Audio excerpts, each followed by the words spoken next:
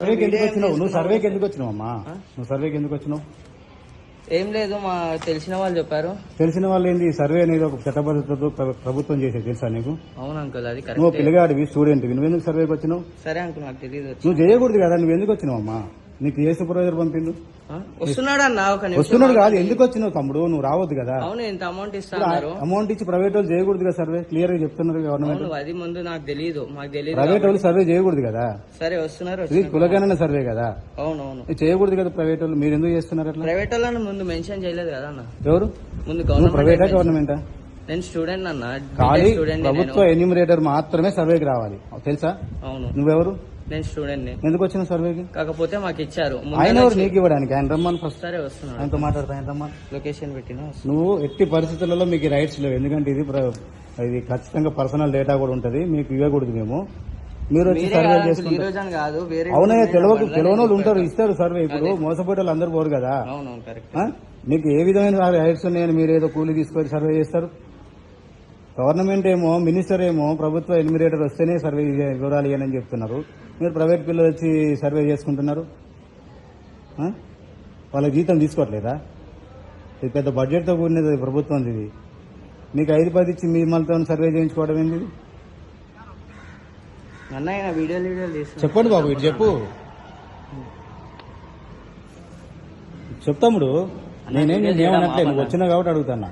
నువ్వు వచ్చినా అవునన్నా, మా కాబట్టి సూపర్వైజర్ ఏ రైట్స్ తో మా ఇంటికి సర్వేకి వచ్చినావు? మా వివరాలు అడగడానికి వచ్చినావు. నేను ముందు రాసుకుని వెళ్ళిన కదా. నీకు ఏ రైట్ ఉందని వచ్చినావు? చూడండి, ముందు నీకు ఏ రైట్ ఉందని వచ్చినావు తమ్ముడు? అది చెప్పు. నువ్వు ప్రభుత్వ ఎంప్లాయీవా? 90 మంది దాకా నేను రాసుకునే లేదమ్మా, నువ్వు ప్రభుత్వ ఎంప్లాయీవా? ఇది చూడు, చూడండి మీరు. నువ్వు ప్రభుత్వ ఎంప్లాయీవా? చూసి ఈ మాట్లాడండి. డేటా ప్రైవేట్ వాడికి అమ్ముకుంటే ఎవరు అమ్ముకుంటాం? మేమెందుకు అమ్ముకుంటాం? నువ్వు మా ప్రభుత్వ ఎంప్లాయీ సూపర్వైజర్ కాదు కి కదా. చేసాం కదా. నువ్వు ఎంప్లాయీ కాదు కదా. అవును, మా సూపర్వైజర్ కి మేము అందించేసాం కదా. సూపర్వైజర్ ఇప్పుడు ప్రభుత్వ ఎంప్లాయీ అయినా కూడా మున్సిపల్ లో పనిచేసేటైనా అంకుల్. ఎవరైనా ఇప్పుడు వచ్చేటైనా ఎవరు? ఇక్కడ మున్సిపల్ ఇన్ఛార్జ్ ఎవరైనా? ఇక్కడ మున్సిపల్ ఇన్ఛార్జ్ కాదు, మున్సిపల్ ఆఫీస్ ఉందా మన సరూర్ నగర్ లో? ఓకే, అక్కడ పనిచేసేటైనా ఆయన మాకు చెప్పింది. ఆయన చేసుకోవాలి, మీరు చేయొద్దు తమ్ముడు. సరే, ఆయనకు వచ్చిన మీకు తెలుసు అసలు ఈ విషయం చేయకూడదని? మాకు తెలియదు కాబట్టే కదా అంకుల్ మేము చేస్తున్నాం ఇప్పుడు. Okay, right. Sir journalist sir, ఇట్లా ప్రైవేట్ వాళ్ళని మీరు ఎలా ఎంగేజ్ చేసుకుంటారు? అలా చేసుకోకూడదు కదా, మీరు ప్రైవేట్ వాళ్ళతో ఎలా చేయిస్తారు అని సార్ క్వశ్చన్ చేస్తున్నారు. మీకు ఇట్లా చేసుకోమని గవర్నమెంట్ ఏమని చెప్పిందా? మీరు చేసుకుంటున్నారా? అదే సార్ వీడియో రికార్డ్ చేసుకుంటున్నారు ఎవ్రీథింగ్. మీరు ఒకసారి వచ్చి వీళ్ళకి లేదే, నేను అడిగింది మిమ్మల్ని ఏమి ఇబ్బంది పెడతలేను. మీరు ఇట్లా ప్రైవేట్ పిల్లలకి, స్టూడెంట్స్ కి ఇచ్చి సర్వే చేయించుకోవచ్చా? మీరు మా ఇన్ఫర్మేషన్ మీరు ప్రైవేట్ వాళ్ళకి ఎలా ఇస్తారు? వాళ్ళు తీసుకొని వాళ్ళు ఏమైనా మిస్యూజ్ చేస్తే ఏం చేస్తారు మీరు అని క్వశ్చన్ చేస్తున్నారు సార్. అదే చెప్పాను ఇక కొంచెం సార్ కొంచెం ఎవ్రీథింగ్ రికార్డ్ చేసుకుంటున్నారు. మీరు ఒకసారి వచ్చి సార్ క్లారిఫికేషన్ కాదు అండి, మీరు గవర్నమెంట్ ఎంప్లాయీ కదా. వస్తుంది సార్, మీరు ఎంప్లాయీనే కదా. సార్ వస్తున్నారు సార్, మీరు టెన్షన్ పడుతుంది. నేను టెన్షన్ కాదు, మొత్తం గవర్నమెంట్ టెన్షన్ పడుతుంది ఈ ఇష్యూలో. నేనెందుకు టెన్షన్ పడుతుంది? లొకేషన్ షేర్ చేస్తాను సార్. నేను అడిగింది మిమ్మల్ని, మీరు ఈ ప్రైవేట్ ఎంప్లాయీస్ కి ఎందుకు ఇట్లా ఇచ్చారు అని అడుగుతున్నా. మీ స్టూడెంట్స్ కి ఎందుకు ఇచ్చి డేటా సేకరిస్తున్నారు అని అడుగుతున్నా. మీరు స్టూడెంట్స్ కి డేటా సేకరించిన అథారిటీ ఎందుకు ఇచ్చారు అని అడుగుతున్నా. హలో సార్, గవర్నమెంట్ ఎన్యూమరేటర్ వచ్చి సర్వే చేసుకోమని చెప్పి డీటెయిల్స్ ఇవ్వమని గవర్నమెంట్ చెప్తున్నది మాకు. ఇప్పుడు ఈ స్టూడెంట్ కాలేజీకి వెళ్లే పిల్లోడు వచ్చి డేటా సేకరిస్తున్నాడు. ఇతడికి ఏ రైట్స్ తోని మా దగ్గరికి వచ్చి డేటా సేకరిస్తున్నాడు?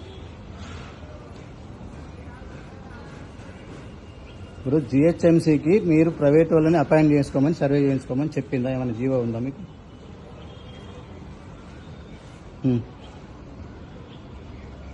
లేదు సార్, నేను అడుగుతున్నా. నేను ఇప్పుడు ఆల్రెడీ ప్రతిపక్షము ప్రభుత్వం అల్లు ఏం చేస్తున్నారంటే, ఈ డేటా ప్రైవేట్ వాళ్ళకి చేరితే ఎట్లా, దీనికి చట్టబద్ధత లేదంటే, లేదు ప్రభుత్వ ఎంప్లాయీస్ మాత్రమే సేకరిస్తారు, వాళ్ళు అడిగిన ప్రశ్నలకే సమాధానం చెప్పండి అని చెప్తున్నారు మినిస్టర్తో సహా.